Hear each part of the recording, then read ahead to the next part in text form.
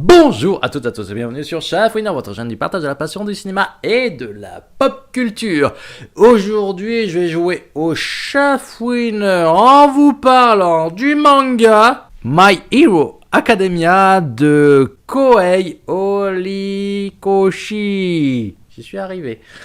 Mais avant d'aller plus loin dans la présentation de ce manga, chat, tout ça, mais vous connaissez la chanson habituelle, je vous préviens parce qu'on a une chatte en chaleur, on a nos chattes en chaleur, mais surtout disons coucou à notre très chère collaboratrice cadreuse, coucou. Ah, coucou. Présentation.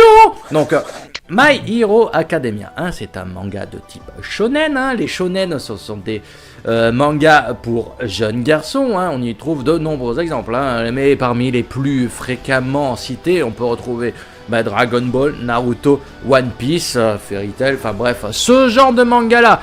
Et My Hero Academia, qui a commencé en 2014 dans le Weekly Shonen Jump, c'est un petit peu la relève de ce genre là qui attendait un petit peu le successeur de Naruto, parce que Naruto ça s'est terminé avec pas moins de 70 volumes. Bon, il y a Boruto, mais ça c'est une toute autre histoire. Donc oui, My Hero Academia, qu'est-ce que c'est? Mais en fait c'est un petit peu le pendant japonais des films de super-héros type Marvel, ce genre de choses. C'est du comics, mais à la sauce manga Japon. Pourquoi je dis comics? Parce que vraiment, comme vous allez le voir dans ma présentation, on y retrouve tout du long certains codes propres aux comics.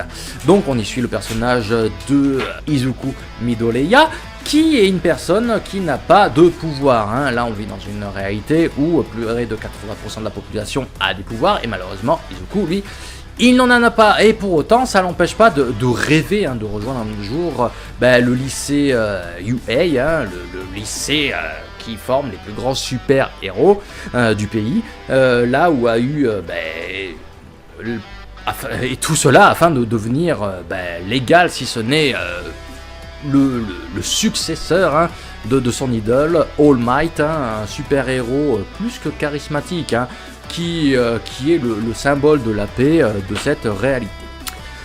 Bon, le problème, c'est que sans alter, sans pouvoir, ça va être un petit peu compliqué pour lui de rejoindre le lycée. Cependant, il va se retrouver dans une sorte de confrontation avec un vilain qui aura séquestré son ami Katsuki, et...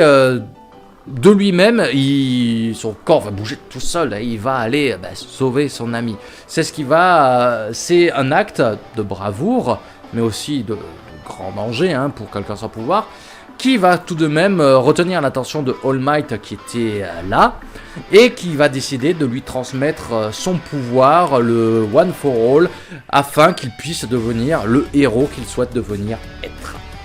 Bon, bien entendu, on va passer par nombre de péripéties, type shonen manga, dans ce manga. On va bien entendu passer par les classiques cours, admission, rencontre avec des amis et rivaux en devenir, etc., etc. Mais bien entendu, à un moment ou à un autre, il est appelé à entrer en scène des méchants. Et c'est ce qui va être le cas lors des derniers épisodes de la série animée, de la première saison de la série animée qui a été diffusée en 2016.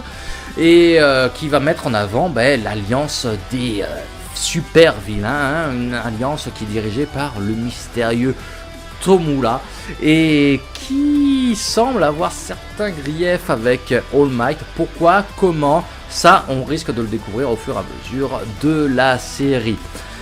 Mais pour autant, on ne peut pas se cacher que la série est de toute beauté, que ce soit l'animation, l'histoire, les musiques sont de toute beauté. Les seiyuu aussi sont pas en reste, franchement. Le rire de All Might, le charisme dans la voix, c'est dingue. All Might, à lui seul, il pourrait presque piquer toute la série, mais il est dingue comme personnage. Et là où ça fait la différence avec d'autres shonen, comme j'ai pu vous en citer précédemment, c'est que ces shonen-là ont eu des adaptations, certes en animé, mais pour autant, même si le manga était en cours de parution, l'animation, du moins les saisons, se sont un petit peu étirées sur la longueur, c'est-à-dire que par moment, l'animé rattrapait le manga. Du coup, il fallait bien entendu que l'auteur puisse avoir le temps de continuer à poursuivre son œuvre. Donc il fallait faire des épisodes, ce qu'on appelle des épisodes filler, des épisodes un petit peu bouche-trou, qui permet entre guillemets, de développer le monde de l'univers, oui c'est bon, ça marche bien comme phrase, l'univers du monde, l'univers du manga, ça marche mieux, mais ici au moins ça s'étire pas, ça va à l'essentiel. Mettons le plus grand exemple au monde, c'est les fameux épisodes, les fameux épisodes de Dragon Ball Z, de Sangoku face à Frieza, qui ont duré, c'était les 5 minutes les plus longues au monde, tous les épisodes presque, pendant une bonne dizaine d'épisodes, je dis peut-être des conneries, mais bon, vous comprenez l'idée si vous êtes adepte de ces mangas-là, mais pendant un bon moment, on nous disait, on entendait Frieza dire hey, il reste 5 minutes avant que la planète explose, il reste 5 minutes avant que la planète explose. Ici au moins, on traîne pas, on lésine pas, ça va à l'essentiel, ça va très vite, et ça va tellement vite que ça en est assez agréable. Bon, après, là je parle vraiment de la saison 1, c'est vraiment une saison d'introduction, mais qui fait très bien les choses, et qui permet d'introduire plus ou moins tous les personnages, et qui donne envie aussi de s'y intéresser. Franchement, c'est très très bien amené, et on va bien sûr, moi je suis adepte de ce genre de relation-là, mais l'espèce de relation mentor, père, fils, tout ça, avec de Izuku, avec All Might, elle est superbe, c'est très touchant à voir, le respect mutuel qu'ont ces deux personnages malgré leur écart d'âge, leur écart d'expérience et j'en passe. Voilà, moi je crois que j'ai dit ce que j'avais à en dire grosso modo. Franchement, c'est une saison de base et qui annonce de grandes choses aussi par la suite, notamment lorsque l'on voit la séquence un petit peu post-générique qui met un peu plus en avant le mystère de l'alliance des super vilains et leur éventuelle ambition. Mais ça, je vous laisse le découvrir. Saluons tout de même cette superbe opening de début de Pornograffiti. En tout cas, moi j'ai beaucoup aimé. Ceci étant dit, moi j'ai dit tout ce que j'avais à dire. En tout cas, ça a été un petit coup de cœur, notamment aussi pour notre chère collaboratrice Cadreuse. On est en train de s'enchaîner les épisodes, là ça y va, c'est fifou, c'est kiss cool. Mais ouais, j'ai pas plus à en dire.